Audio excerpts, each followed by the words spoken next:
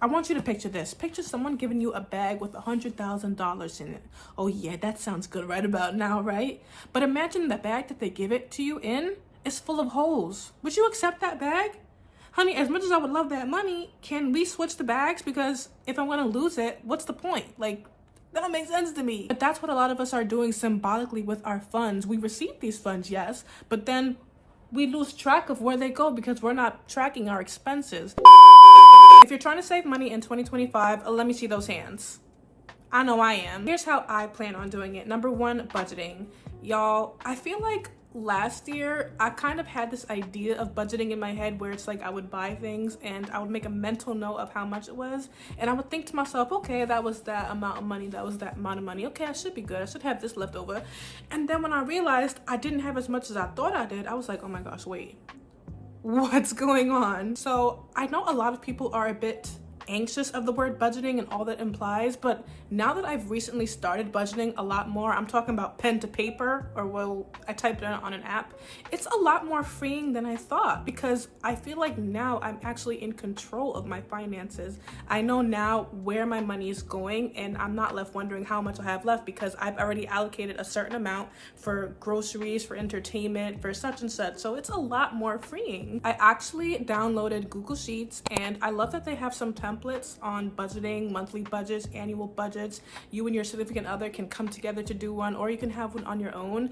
But that's what I've been doing to track my expenses. And when I'm a visual learner, so now that I actually get to see visually how much my expenses are and where they're going, I'm a lot more careful of what I'm buying. If you don't have Google Sheets, Canva also has a lot of great templates. They have like digital planners, they have expense trackers as well, guided monthly budget. They have so many things, so you can head over to Canva as well if you don't want to use Google Sheets. But for me personally, I found Google Sheets just extremely helpful. I've even gone so far as starting to save my receipts. Even though I know I have the visual on Google Sheets, I want to have that hard copy, that paper copy, just so I'm aware, hey, you spent this much last time, okay? You spent this last time you went to Target, so just be mindful. Another thing that I have implemented is this whole idea of needing something versus wanting something. Sometimes you can feel as if the things that you want are what you really need, but a way that I have really tried to really think to myself, if this is something that I really want, or I'm just being impulsive, I decided to wait 24 to 48 hours before buying this item.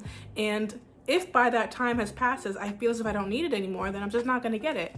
Because there have been so many times, guys, where I can attest, be it wanting to buy some fashion clothes or just some item in the house, where I add it to my cart and then probably like 20 minutes later, I'm like, you know what, I don't really need this. I don't really want this. And there's so many times where I wish I could have just not added it to cart or just forgot it altogether. So now I'm gonna really stop and wait and think to myself if I really need it or not. And again, if that time has passes and I feel as if this is something that is gonna be helpful to me in some way, then I'll purchase it. But again, it still has to fall within the budget. If it's coming out my budget in any way, then I just can't. It's not for me. For example, I was in Target today. Y'all know how it is in Target. You props to their marketing manager, whoever had that layout. So as soon as you walk in Target, you see the nice clothes. And if you know Target, they got some nice modest clothes. They got some nice purses. The jewelry, when I went to Target today, guys, oh my gosh. When I tell you it was so beautiful, it was gold, it was shining, it was literally calling my name. Like I had to double back because I thought somebody called me, but it was nobody. The jewelry was looking back at me when I looked at it. But I said no. I literally had to snap myself out of it and be like, no, you have a goal in mind. You came in here for such and such. Go, leave it alone. Leave the temptation alone. I'm so happy that I stuck with what I went in there for. Did I get an extra item? Yes, but it's something that I absolutely needed when it came to my health. So I was like, okay, I'll give myself grace for that. And actually, speaking of shopping, guys, I have not yet deleted these apps, but I have found myself using them a lot less now. So like DoorDash, Instacart. I think I've mentioned this in the past video as well, but y'all, Instacart, especially when you look at the service fees and the delivery fees, I remember I had an order that was like $34, and then adding all the subtotal at the end, it was like $66. And I'm like, what? That's literally double my order. And you might say, okay, this is fine for one time, but think about how much that adds up. That's like $100. What could have been for the month is now $200 because you were too lazy to go to the store or whatever be it may. Again, I feel like there are some situations where if I'm not physically able or like I'm sick or something, if I have to use that app, okay, but absolutely sparingly, not just because, oh, I don't feel like it. Like, no, get your butt up and go to the store and get it. I've also decided to cut back on like eating out as much. You know, I know sometimes it's very convenient. We feel like if we're busy, we don't have time to cook, and it's just so easy to just order something on DoorDash. But again, the service fees and stuff, they all add up as well. And you might think to yourself, okay, this is not that much now, but let me tell you, at the end of the month, when you add up all the expenses, you see that it definitely does add up. And honestly, it came to a point where I had to, you know, just going over my transactions and such, I was spending a lot of money on food, and I had to think to myself, oh my gosh, do I have a gluttonous spirit? Why am I spending so much on food? We have food at home. I had to check myself and be like, you know what? No, it's time for you to take the time out to really be more adamant and intentional in cooking at home, because this eating out, this buying unnecessary stuff is too much. I also deleted my shopping apps. I think all but one. But I deleted mostly all of my shopping apps, but I don't even use the one that I have. I want it there, okay? Listen, just be patient with me. I'm trying, all right? Hey. But yes, I am listen, guys, I have so much clothes. When I tell you guys the amount of clothes that I have, I was literally considering selling some online, because it's like, why do you have so much clothes? There's no reason for you. I am a homebody. I don't go out unless I'm going to the grocery store or going out on a date night with my husband or visiting my family or going to the school. Like, why do I have all these clothes and I'm not going nowhere? So I had to be like, no, you don't need to buy new summer clothes every year. You need to buy new winter clothes, new fall clothes every year. The ones that you have in your closet will suffice. So I cut that out, honey. I have my exercise clothes. I have my nurse. Because I lost weight, I do need to buy some nursing scrubs, but I digress. Speaking about weight loss, that's another thing as well. I'm trying to be so intentional with the food that I eat that I'm trying to eat a lot less, you know, not only because I'm trying to lose weight, but because of the times that we're living in. You know, if you are a student of the scriptures, you know that famine is coming, and I'm trying to prepare myself mentally and physically to learn how to be content with eating small amounts of food, you know? Like before, it's so easy to be gluttonous. Like you could be gluttonous and not even realize it. Sometimes you just be sitting home and just, okay, let me get some cookies, let me get some crackers. You're not even hungry. Like, listen to your stomach. Your stomach is fine. You're just bored. You're greedy. You're a big back. And I know, because, honey, of whom I was chief. Next is canceling out subscriptions that I'm not using. I have a lot of entertainment like Netflix and Hulu and Prime, and those are like my top ones, so I keep them. But when I went through my subscriptions on Apple, there were so many things that were like on automatic renewal. I'm like, oh my gosh, I'm not even paying for this. Like, what? Big ups to me, I recently finally canceled my Planet Fitness subscription. For how long? Because like, I don't go to Planet Fitness. Like every place that I go to has a gym in there, so I'm like, why not just take advantage of that? It's an amenity that's included in the rent instead of just going out to the gym. But I must admit, sometimes going to the gym is a lot more fun because it's a lot more equipment and a lot more going on. So I can understand why people do that. But I found it's just easier for me to just stay here and take advantage of the equipment here. So I had to cancel out that subscription and a lot more other subscriptions too. Y'all, you would be surprised at how many things that you are using that you didn't even know about. Like, go through your subscriptions, stop playing. Even if it's $10 a month, that's gonna save you a lot in the long run. That's $100 a year that you're now saving because you cut out unnecessary subscriptions. So really go through that. Another way I plan on saving money is by passive income. There are so many different ways that you can make passive income online, and maybe I should make a separate video about that as well. But these different platforms like Facebook, obviously YouTube, Instagram, even Threads, like even Twitter as well, X.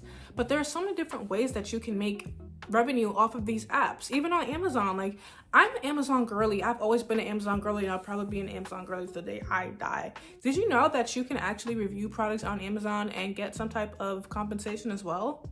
I was in one of the programs, but I stopped doing it because honestly, I think I just got lazy and I wanted to focus on other things. But you can review products that you have at home, and if people buy those products, you get some type of commission on that. And I think that's just great, because you're telling me that I don't have to go out and buy anything. I can just review products that I already bought on Amazon and possibly get some type of commission on it. If that is not genius, take advantage of that. look up different things. You guys know I'm into like working with different brands sometimes. You don't have to be professional. All you need is a camera, a ring light, and some good lighting, and you can do it too. Like, look up examples online, on TikTok, on YouTube, how other people do it. Like, really challenge yourself to start looking at different ways to bring in revenue, because it's gonna save you some extra income in the long run. And finally, ultimately, again, just saving, being more intentional in how much I want to save so that I can meet my goal for the end of the year, for the end of the month. I think it's so important to have long-term goals, yes, but I think it's equally important to have short-term goals as well, because if I have a goal set that I want to meet or have saved at the end of the month and I meet that, that just does something to me emotionally, psychologically. It's like the dopamines go off my head and I'm like, yes, I did it, I can do it.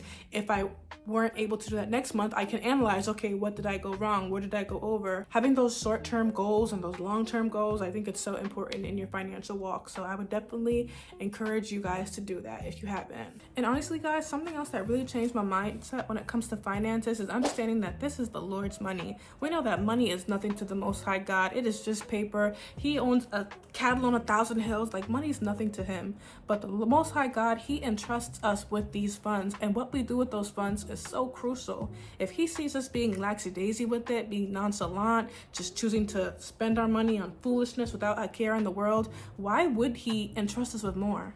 Some of us wonder why we're not in higher positions, why we're not getting certain promotions, or just in positions to receive more. It's because we're not being faithful with the little that he's entrusted us. So why should he give us more? What wise person would? This scripture in Haggai chapter 1 verse 6 really got to me. It says, "You have sown much and bring in little. You eat, but you have not enough. You drink, but you are not filled with drink. You clothe you, but there is none warm. And he that earneth wages to put it into a bag with holes." So let's dissect this verse. You have sown much and bring in little. How many of us go out and we work so many overtimes, we put in so much hours at work, and yet we look at our paycheck or we look at our bank accounts at the end of the month, and it's like, where did all that money go? When we do our taxes and we see how much we gathered throughout the year, how much we earned throughout the year, and we look at how much we have in our accounts, is there a large gap? You eat, but you have not enough. You drink, but you have not enough. You're constantly put in this position where you have to go out and get more because you're not being careful with that which you already have. And then at the end of the verse, and he that earns wages to put it into a bag with holes. I want you to picture this. Picture someone giving you a bag with $100,000 in it. Oh yeah, that sounds good right about now, right? But imagine the bag that they give it to you in is full of holes. Would you accept that bag?